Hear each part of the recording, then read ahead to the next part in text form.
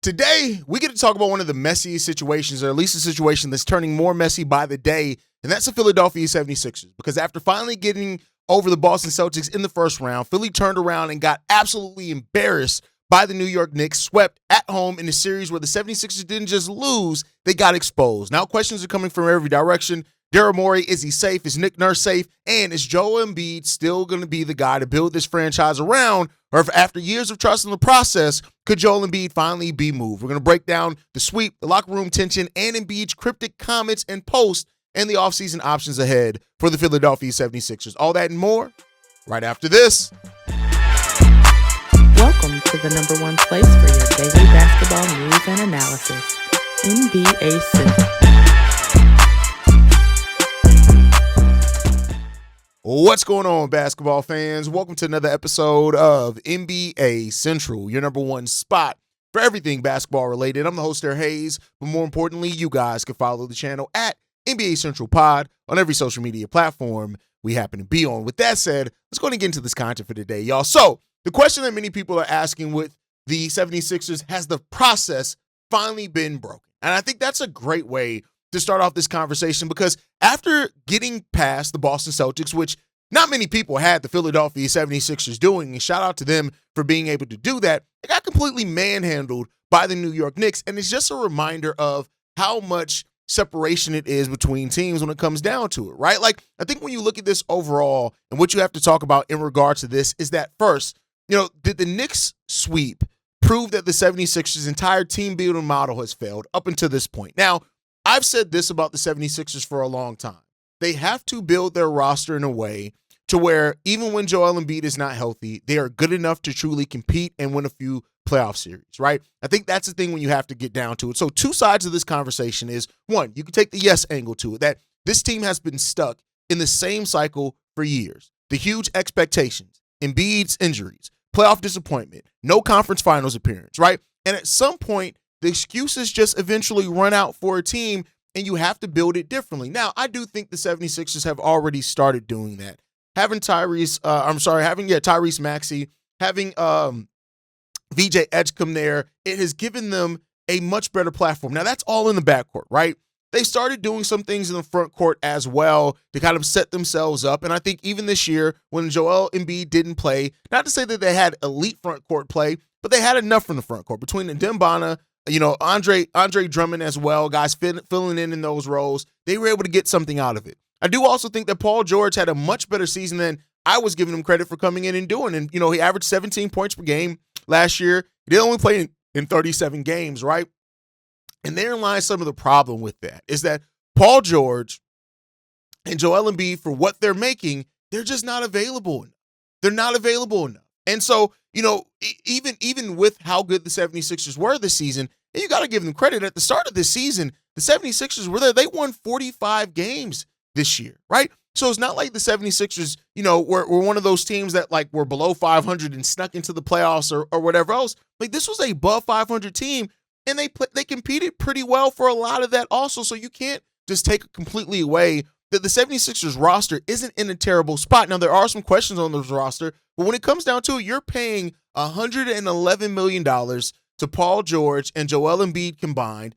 And that's just the reality of it. And you didn't get 100 games from those guys combined. That's tough for any team to have that much money wrapped into two players, and you get, less than 40 games from each one of them. You got 37 games from Paul George, 38 games from Joel Embiid this season. Now, I do think both those guys were solid when they were actually in the game, but it just wasn't enough. Now you were able to get past Boston in the playoffs. You completely shocked them. That was disappointing for Boston. All that type of stuff was there, and you got to give them credit for that. But this team, right, I think has just been stuck in the same cycle. Now, on the other side of this, you can't say fully that the model is completely filled. They did still beat Boston. Embiid was compromised, and they still had enough top-end talent to retool instead of completely restart, right? And there's something you have there. The thing with this is the issue isn't just about losing. It's about how they lost. Getting swept and doing it at home after finally beating Boston makes this feel bigger than just a playoff exit. And that brings us to the next question for this for this Philadelphia 76ers team. Should Daryl Morey be on the hot seat, right? And has he done enough to keep control over the 76ers going forward into the future? let's talk about both sides of this argument. The no side of this argument is he has had years to build a championship roster without Embiid, right? He has had years to do that and knows exactly what they had to do. And we look at some of the fails in there, the way the Harden thing worked out and left at, right? The way that the money stacked up, right? Even getting Paul George to the scene, right? They haven't gotten past the second round under Daryl Morey. And that is a legitimate problem when it comes into this, right? So I think that there's a more than enough to look at this and say that Daryl Morey, it's time to change the guy that's running the show, and maybe a new set of eyes that can come into this one and have a new team building model, can have a new kind of direction that they want to take this team and not be afraid or be beholden to some of the other things that have happened before. You know, you have to look at that and say that maybe sometimes you just do need a new change of eyes, right? We'll talk about the Nick Nurse problem in this here in a second. The other side of this is that let's say that, yes, Daryl Morey has done enough to keep his job. There's injuries on the rosters. There have been roster limitations, bad timing. All these things may have absolutely hurt the Philadelphia 76ers, and Morey has still been aggressive about trying to find solutions. So, like, it's not that he hasn't tried to find solutions and get this ship corrected. He has, right? And I think that getting Edgecombe was a benefit of that. You know, getting Andre Drummond into there is that. Getting a Dembana, making the most out of the situation when you traded James Harden, and even getting Paul George back. It's not that it's been for a lack of trying, but how much, I think the question you have to ask yourself here is how much is trying not enough? And it is just based off the results of what we're seeing on the basketball court. And the results leave a lot to be desired for this Philadelphia 76ers team. So while he has been aggressive about trying to find solutions, the results of that aggression have not put you in a spot where you feel very comfortable or safe in the decisions that Daryl Morey has made. So aggressiveness doesn't always mean effectiveness. And that's the thing that they have to. The 76ers need results, not just bold moves. They need results from those moves to really not miss this opportunity and window that they could have with Tyrese Maxey and VJ Edgecombe. You know, you already traded Jared McCain, which many people are already questioning, did that end up being the right move, right? So now you have to figure that part of it out, right? Which brings us to the next question.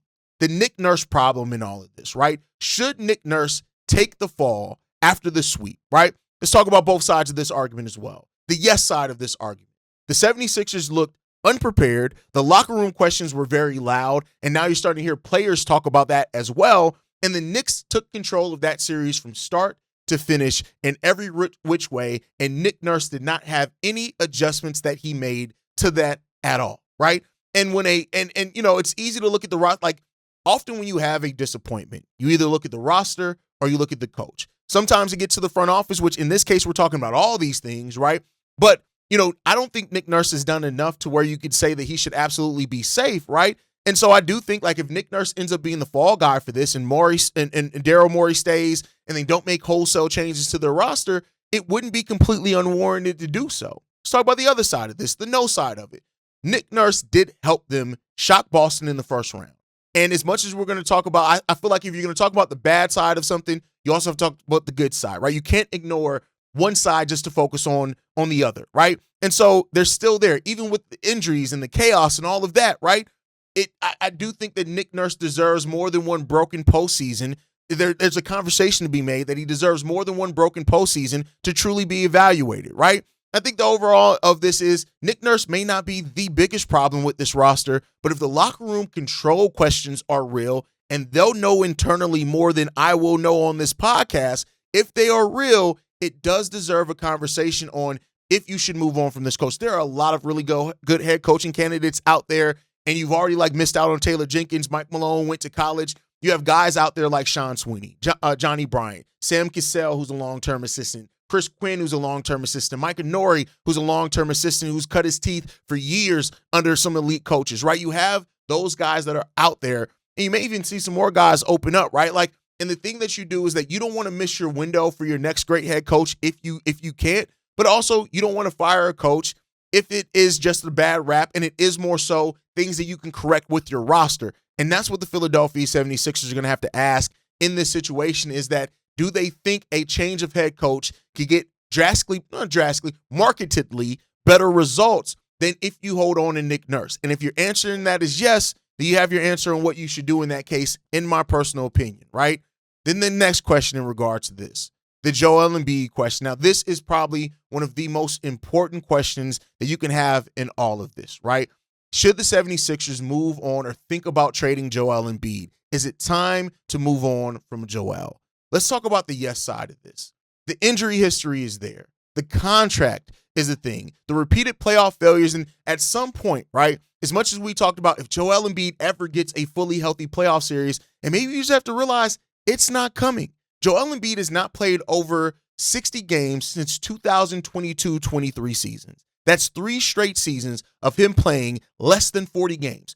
39 in 23-24, 19 in 24-25, 38 this season in 25-26. That's just the reality of it. He's never played more than 70 games. Never. In his entirety of his NBA career, he's never played more than 70 games. So why is it that you think you're all of a sudden going to get this magical, right, injury-free season with Joel Embiid? It is never going to happen. It's never going to happen, right?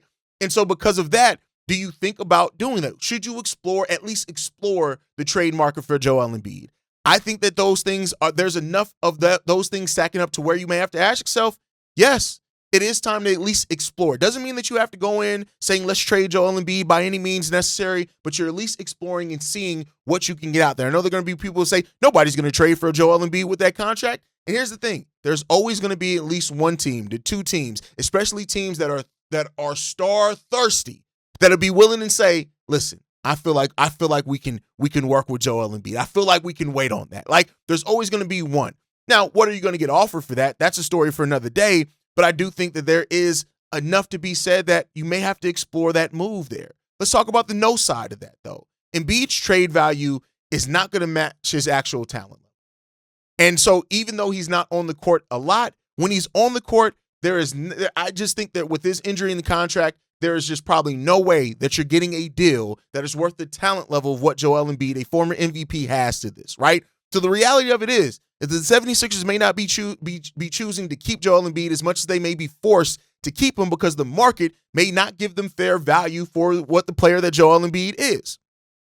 So that brings us ultimately to where we stand in this offseason with the Philadelphia 76ers and their offseason outlook. Hey, we've heard that there was a player meeting down to it that nearly spiraled out of control. And that's the part that makes it be something that I just don't think you can pass up. The Athletic's Tony Jones said this. On April 1st, the same day as Embiid's social media post, a handful of players met with members of the coaching staff before a shoot-around in Washington to express concern over certain players' participation in team activities and frustration over the direction of the 76ers season, multiple league sources told The Athletic. Among other things, the players expressed they felt like there wasn't enough control of the locker room. According to those sources, the meeting was tense enough to briefly imperil the team's shoot-around. However, the conversation resolved enough that activity was able to proceed as planned. That's a sign of some serious shit going on, to be quite frank, right? And so in regards to that one, I don't think that you can say that you can completely overlook this thing, right? Now, according to reports from Derek Boder, Embiid revealed that his core remained weak following surgery, leading to the series of injuries. So there's that part. His hip and abductor were out of place when it came down to that one. So again, that adds to the injury history with Joel Embiid and why it may be hard to trade him. Let's talk about what these Philadelphia 76ers have ahead of them. They have a cap situation that is just bad. Between Embiid, George, and Maxey, they're all locked into high-volume contracts, and it's tight. It's tight with those. That core is $153 million, right? That's approaching the luxury tax line alone.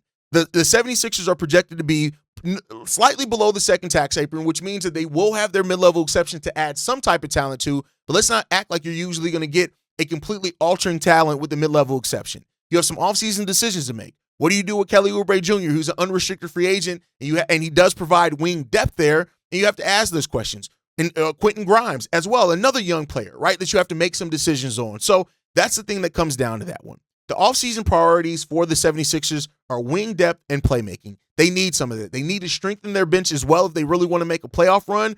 And they have the 22nd overall pick in this draft, which is a deeper draft. You could probably get better talent than you would at most drafts at that pick level. So they have to look at that. They don't have a lot of avenues, so that you may have to explore trade avenues to really try to upgrade some assets in regards to this too. The 76ers are so top-heavy with their salary. I just don't see where they're going to have enough movement to really improve this team in a drastic way. So you're hoping that you're going to get better health out of Paul George and Joel Embiid unless you're moving those guys. This is going to be a really interesting offseason for the Philadelphia 76ers, and we're going to see what their best offseason move is right now. They don't have a clean cap sheet. They can't do a full makeover. So the real challenge is going to be finding impacting moves without pretending this team has the ultimate flexibility. So we'll see what they end up doing in that.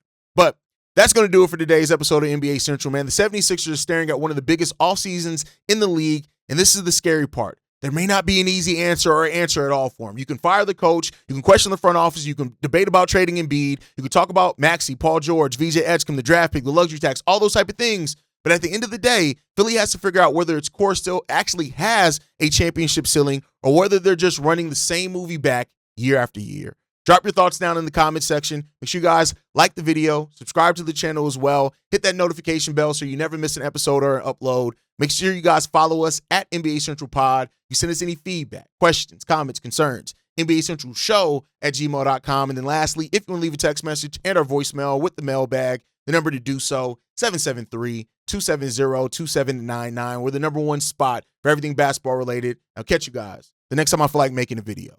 Probably tomorrow. Peace, y'all. Been a presentation of the Break Media.